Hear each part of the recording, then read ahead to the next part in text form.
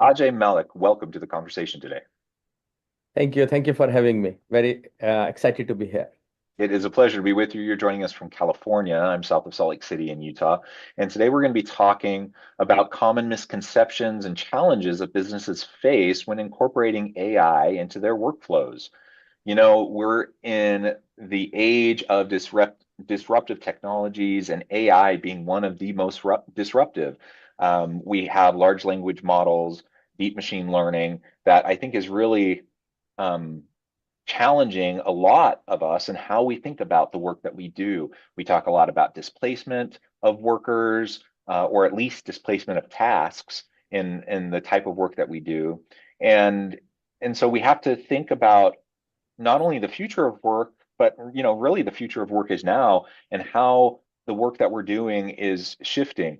And so we're going to talk about, incorporating AI effectively as we lean into the technology, as we lean into the disruption, how we can leverage it to actually enhance our ability to work effectively, how we can leverage it and incorporate it into our workflows more effectively and efficiently. We're going to unpack all this and discuss this together as we go through this conversation today. As we get started, I wanted to share Ajay's bio with everybody. Ajay Malik is a visionary leader renowned for delivering cutting-edge technology products, boasting a track record of successful execution. He prioritizes user-centric solutions and has formed top-tier teams, accumulating over 90 patents. Ajay stands out as an innovator. As the author of RTLS for Dummies and Artificial Intelligence for Wireless Networking, he showcases expertise in real-time location systems and AI-driven wireless networking. AJ spearheads Secomind, a progressive company seamlessly integrating AI into products and workflows through the StudioX platform. StudioX offers tailored AI applications, positioning businesses at the forefront of their industries. A wonderful background. I'm thrilled to have the chance to sit down with you. Anything you would like to share by way of your background or personal context before we dive on in? No, it's perfect. I have been lucky. I have got to work in many companies like Cisco, Motorola, Google. And after Google, I started this company.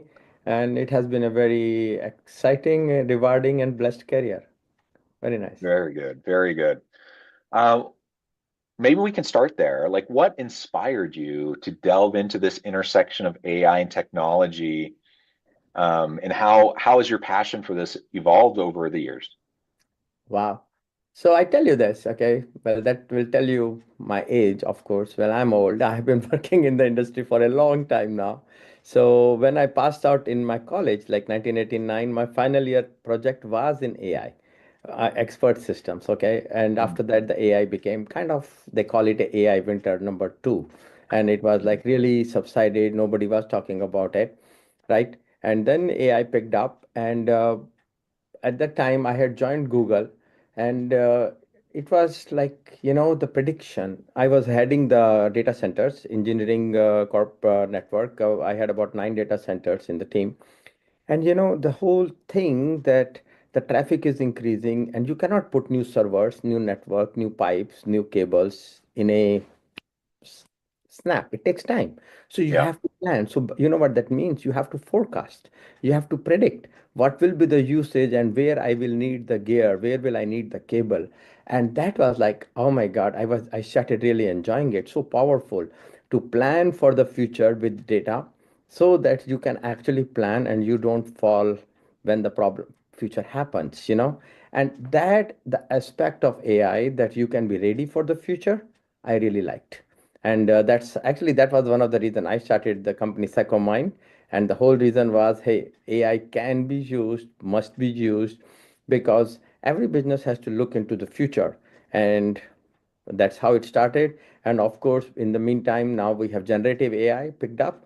And so, Mhm. like now we do both classic AI and generative AI, and it is exciting. Yeah, it is super exciting, and like you said, the technology itself has evolved, right? It's come a long way uh, since your early days, and it's come a long way even Yep. since it's become more popularized, and really um, the user experience has increased so much over the last couple of years, right? And it's going to come such a long way in the next 6 months, year, 5 years. it's growing at an exponential rate, both in terms of its capabilities and in its usage, Yep. in its adoption across industries and in the workplace. And so all of that's super exciting, and it's exciting to figure out new use cases, to figure out how it can be used more effectively.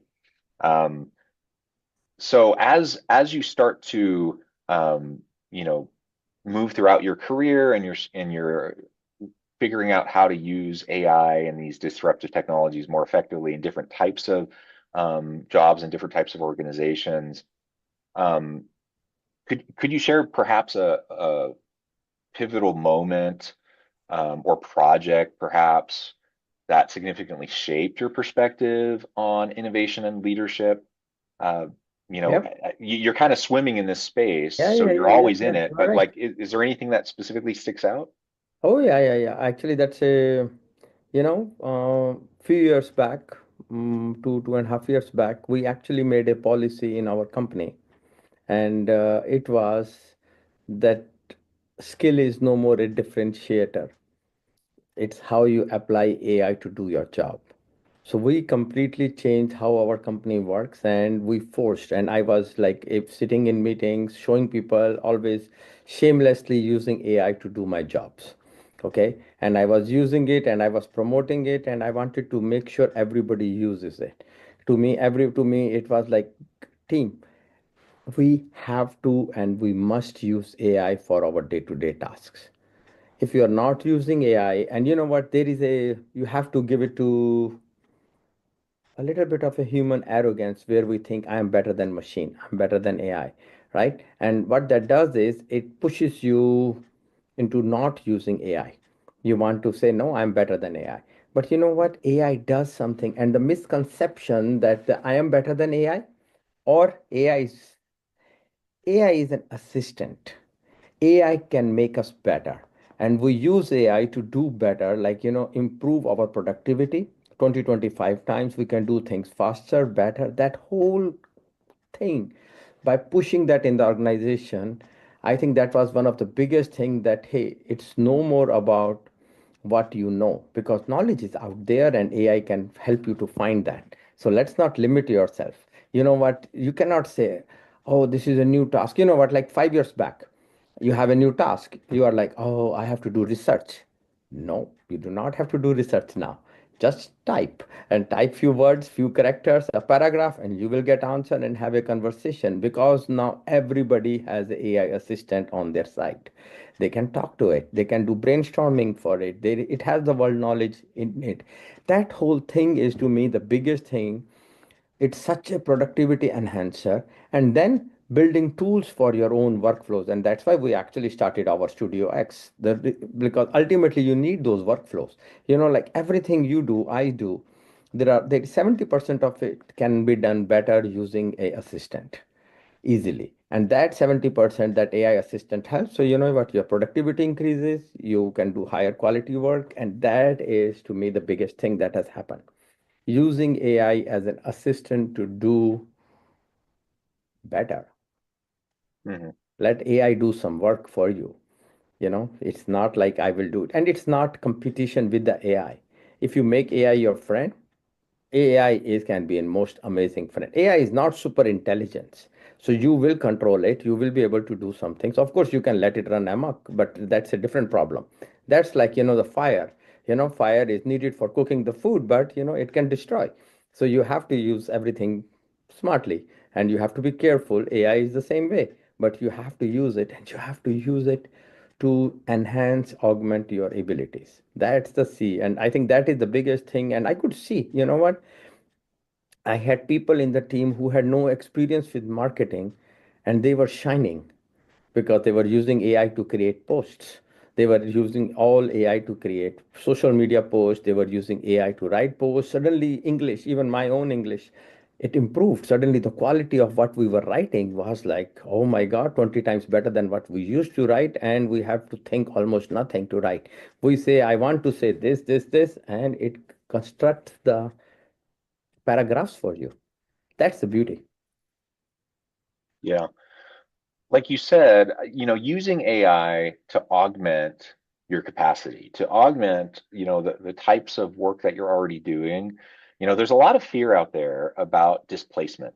A lot of people, it's like Chicken Little with the sky falling, and a lot of people, are talking about this dystopian future where, the rise of the machines and AI has taken over, and all these concerns. And yes, we need to have concern and appropriate concern. We need to think through the ethical considerations around these technologies and AI usage, and we need to be thoughtful about it.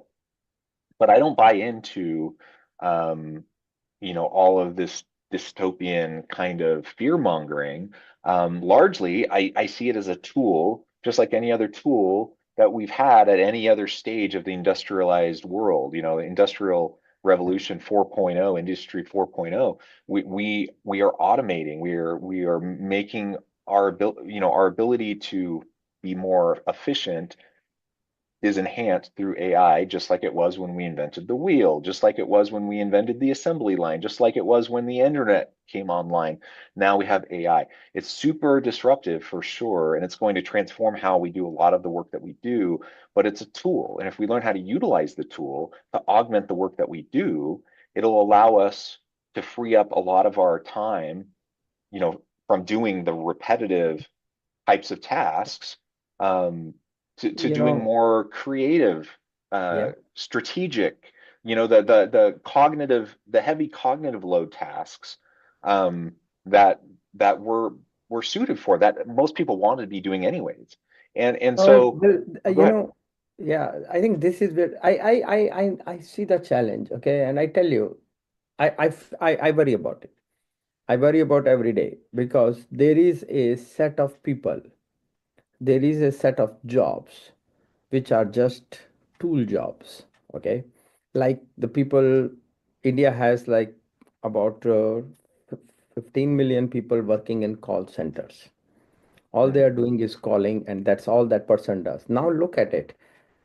I am a 50-year-old person who does all I have done in last 20 years is call center. Okay, I go start my job at 9 a.m., finish at 5 p.m., and that's all I do. And suddenly, call center job will get replaced by a bot, which will take care of the call center for efficiency and quality and security, every reason. Okay, so it will. But now that person is kind of stuck. That person will lose the job. That person has no alternative. That person has no, because right now he or she doesn't have another skill. He or she may not even have motivation, energy, or time or money to learn the new skill. So there is a set of people who will suffer. These are the people who are in really tool jobs. These jobs are like they could have been automated anyway. They were not automated because we were not there. But now you know what, like this. There were people who used to, but when you used to do phone calls, this is old days, okay? And there is a people in exchange who actually by hand connect the connection. So from this call to this call, that's how the panel got yeah, connected and the call happened. Those people, those jobs did get eliminated, right? Because now you don't need them, right? The thing is, those were limited areas, but AI is impacting so broadly. It will impact a very large number of jobs. I think 80, 90 million jobs will get impacted, who will be like suddenly people will find themselves, oh my God, right? Because you know what, learning, creativity, all those things are good, but they are not everybody's cup of tea all the time. And sure. you know what, you are dependent. So you know what, so I fear about it. So it will happen. It will. And I think governments, people in position, businesses, we have a responsibility to somehow make time for those people to figure out how we can take them to the next level because there are lot of people. Although, yes, I can see that and it is a fact. AI is making us more efficient, it's increasing the productivity. Is it making safer? You know what? Just imagine right now I do on my credit card, I have some question, some account. You know what? The call goes somewhere in some remote part of the world. Somebody looks at my account. I tell my and accesses all my information and everything, right? Somebody else and another pair of eyes sees my data, right? But if it was a bot running here in California, my data doesn't even leave California then, right? So the American Express has completely protected it, right? Because the data doesn't go to a human and I get the full service, full help. So I see the value benefit. So it will happen. I think it will help for a developing world. It will be a problem because there are people who are doing tool jobs for, but for the developed world, I think it's an essential. I don't think I can even, Yeah, yeah. I don't think The people can survive reskilling, without AI. yeah, the reskilling and the upskilling piece is huge, like you just Huge. identified. That's super, super important, and it can't be overlooked. And so that's a huge public policy piece, I think. And it's a workforce piece. It's a huge public policy piece that needs to be addressed as well, that we can't overlook. All right, I want to spend the remainder of our time talking about really the workflow issues and perhaps the common misconceptions and challenges that businesses face when trying to incorporate AI into their workflows. What are some of the things that you have seen the most in the work that you do with organizations and in your current business? So first of all, sometimes, okay, there are multiple perspectives to the problems, okay? So a different kind of problems.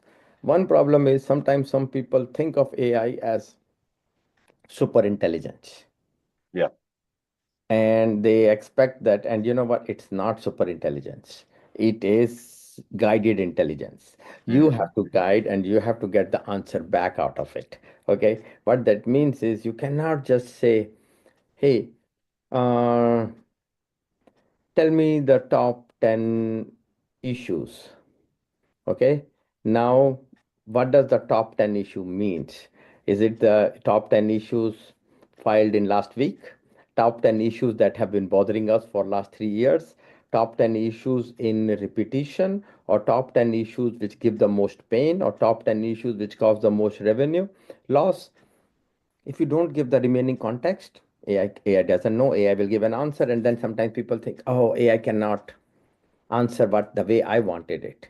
Yes, it will not, because what you wanted, you have to guide it properly. So that is one of the things that I see a lot with the AI, expecting it to be the super intelligence.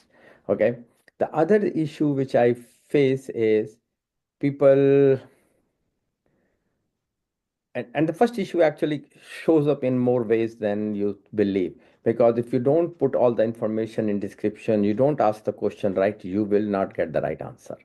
So it shows up in the accuracy, quality, and everything. But the next issue which I see a lot is that there is a fear of privacy loss. Okay.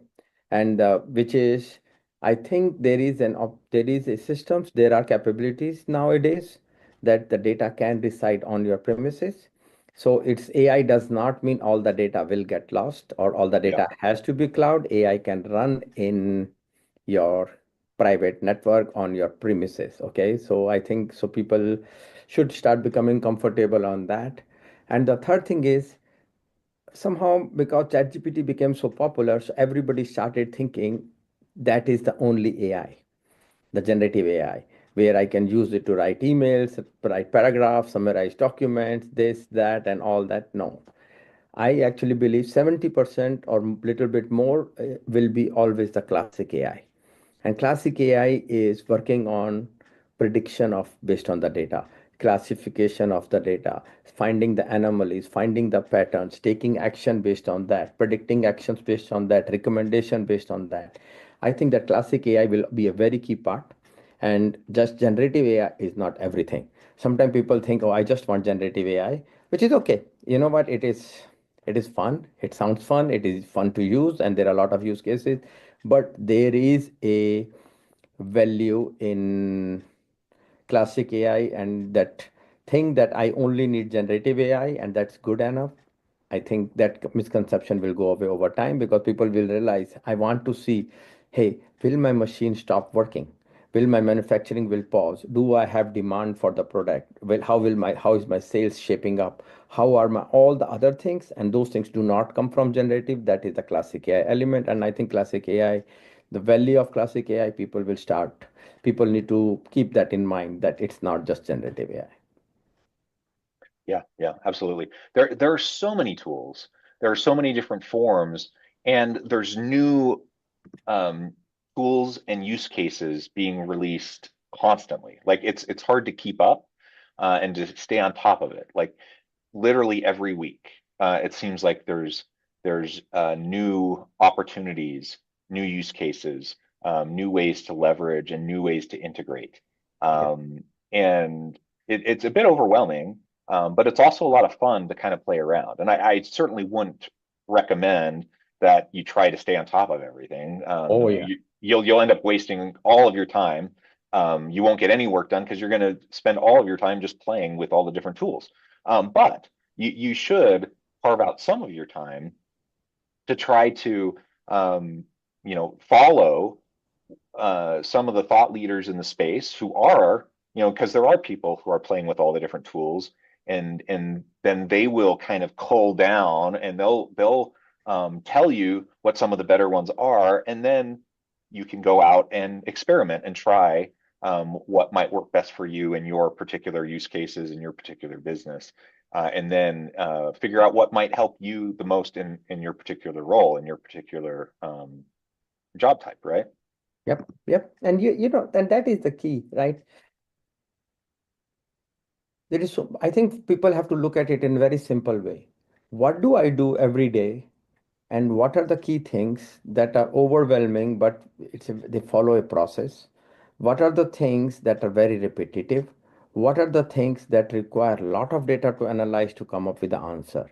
People have to look at those things and try to see if I use AI to make my life better, right? Can I use AI to make my uh, future better at work? And look at the simple small use cases workflows. Don't get really, as you said, I really like the way you said, you know what, don't try to stay on top of everything, so much going on, but focus on the use case that will help you. And you know what, the biggest advantage is once you do one use case or second use case, you will really start enjoying it. And the more you enjoy it, you will think of more other use cases, and suddenly you will free up time for yourself. And that time for yourself doesn't, you can use it in many ways, but you know what will happen? I tell you, I the more I use AI, I'm able to do more. I became more busy because I was using AI, because I can do more and more, and that's a another, what do you say, snowball effect. I want to do more because I Hmm. can do more, and that is the key, right? And but you know what, it is very satisfying because the accomplishment level, the amount of things you can do increases tremendously. Yeah, yeah. Well, this has just been a really fun conversation. There's so much more we could definitely talk Yes. about. But I also note the time. I'm going to have to let you go here in just a minute. Before we wrap things up, I wanted to give you a chance to share with the audience how they can connect with you, find out more about your work, your team, and then give us the final word on the topic for today. Sure. So, well, LinkedIn. LinkedIn is the best platform to reach out to me. Look at LinkedIn, or you can schedule some time with me on 30minutes.com and schedule some time if you want to if you are thinking about it, job loss, or worried, or trying to see how you can give a good kick to your career and make it better, how you can use AI for your work or job or something or your business. Message me, no cost, just talk to me. It's totally okay, we can talk, and I can probably, whatever I know, I can give you guidance based on that. You can talk to more people. I would say, if you are not, please start thinking about AI. You must think about AI, how you can use AI in your business and in your personal life to make things better. AI AI is an amazing assistant, and use it. If you are, I think it's not that the AI people, we are not competing with AI. We are competing with other people who are using AI. Okay, and you are not going to left behind AI. You will left behind by the people who are using AI.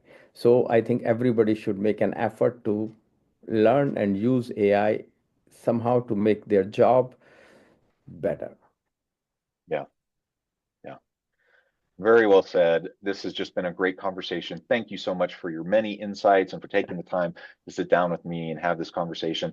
As we wrap up, I do want to encourage the audience to reach out, to get connected, find out more about what you can share with them. And as always, I hope everyone can stay healthy and safe, that you can find meaning and purpose at work each and every day.